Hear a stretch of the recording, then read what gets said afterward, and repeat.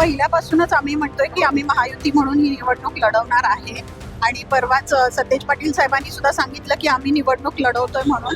तरी सुद्धा जर तुम्ही माझं भाषण ऐकलं असाल तर मी शेवटला सांगितलेलं आहे, सहकार हा सगळ्यांनी मिळून चालवायचा असतो.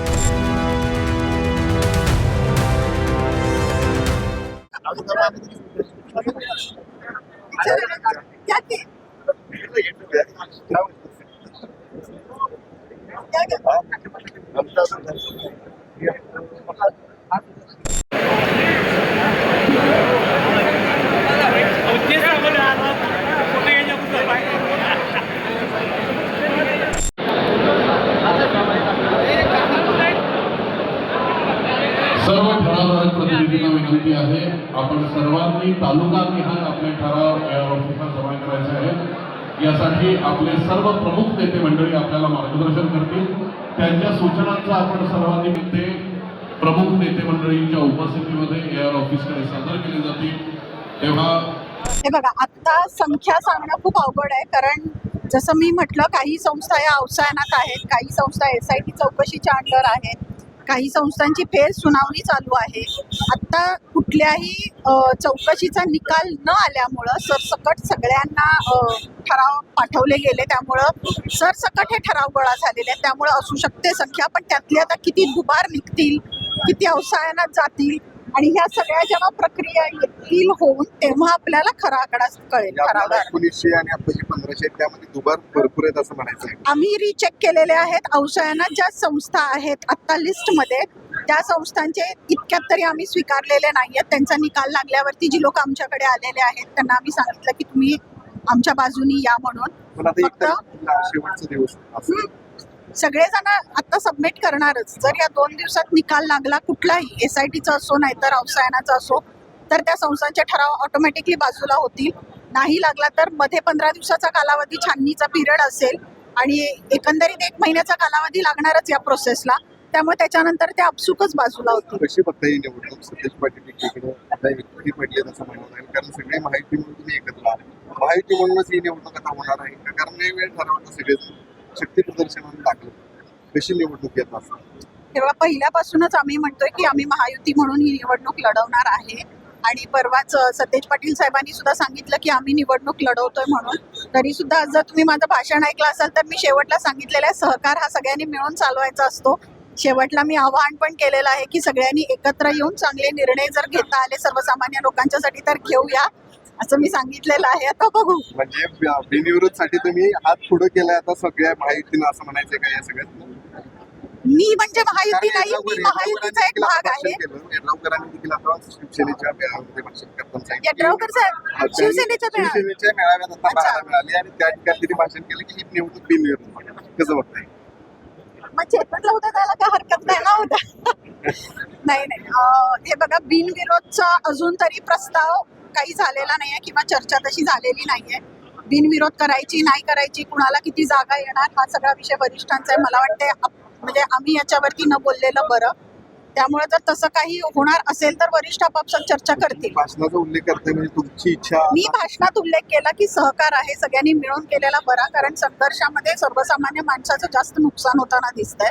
आणि जसं मी म्हटलं की गेल्या 30 वर्षामधला सुद्धा जर तुम्ही बघितलं संचालक बॉडीचा विचार केला तर किमान 2 तरी विरोधी पक्षाचे नेहमी निवडून येतच होते. त्यामुळं जनता कधीही एक हाती कुठली सत्ता शक्यतो देत नसते. आणि जेव्हा जागा वाटपाचा निर्णय आपण म्हटला जातो तेव्हा महायुती ही गोकुळपुरती मर्यादित नाही आहे. महायुती ही राज्यात आहे. त्यामुळं राज्यातला मोठा भाऊ हा सगळीकडे सत्ता वाटपाचं समीकरण कसं होणार याबाबतचा विचार करेल. आणि मला असं वाटतंय की दूध उत्पादक सुद्धा भाजपाच्या नेतृत्वामध्ये महायुतीच्या पॅनलला चांगलं स्वीकारतील.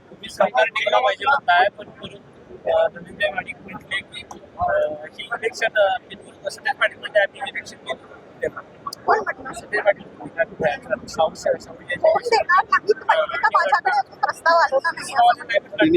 त्यांनी सांगितलं की आम्हाला अजून जोपर्यंत ते बघा, मी तुम्हाला म्हटलं मगाशी प्रस्ताव कोणाचाही कोणाकडे गेलेला नाही आहे, पण त्यांना त्यांची तयारी करावीच लागणार आहे. जोपर्यंत प्रस्ताव नाही आला याचा अर्थ इलेक्शन लागलेली आहे आणि आम्हाला सगळ्यांनाच एकमेकांचं त्यांच्या पक्षाच्या विरोधात आमच्या पक्षाची तयारी आम्हाला करून आम्हाला निवडणूक लढवावीच लागेल, तेवढी तयारी आम्हाला ठेवावीच लागेल.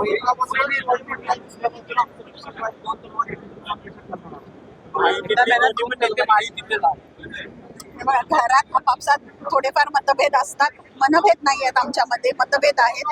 जसं मी म्हटलं की महायुतीचा चेअरमन असताना सुद्धा मी आवाज उठवला. मी स्पष्ट सांगितलं, माझा जो काही मी आवाज उठवला, जो काही मी विरोधात गेले, तो मी निर्णयांच्या विरोधात गेले, मी व्यवस्थेच्या विरोधात गेले, व्यक्तिशः कुणाच्या विरोधात नाही. त्यामुळे यांचे जे मतभेद आहेत ते आमचे राज्याचे मुख्यमंत्री साहेब आहेत, ते बसून यांचे मतभेद मिटवतील. बाकी मनाने आम्ही सगळेजण एकत्र आहोत.